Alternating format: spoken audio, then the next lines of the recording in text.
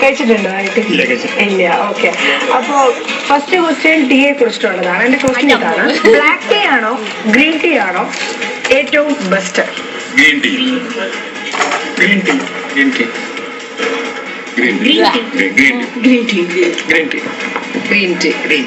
എന്തുകൊണ്ടാണ് എന്നറിയോ? Green tea നമ്മളെ ലിവറിനൊക്കെ അതിന്റെ കാര്യം എന്താണ്?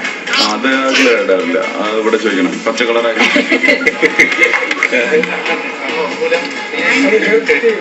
ആന്റി ഓക്സിഡൻസ് ഒരുപാടുണ്ട്. മെയിൻ ആയിട്ട് ഏജിങ് കുറയ്ക്കും. അതാണോ ഈ സൗന്ദര്യത്തിന്റെ രഹസ്യം?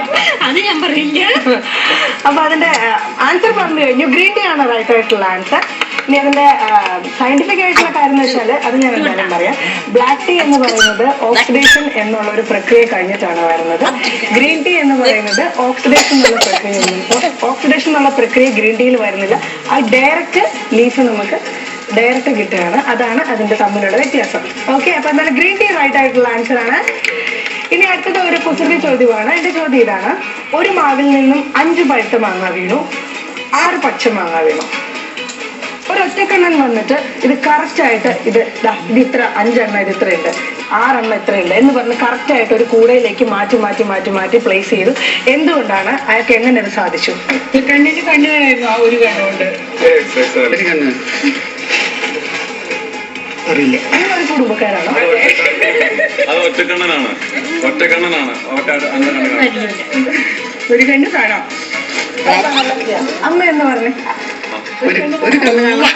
അത് എങ്ങനെ അത് ക്യാച്ച് ചെയ്തു നിങ്ങൾ പറഞ്ഞത്? കണ്ണൻ വന്നു എന്നാണ് പറഞ്ഞത്. ഒറ്റക്കണ്ണന് മറ്റേ കണ്ണ് കാണാനോ?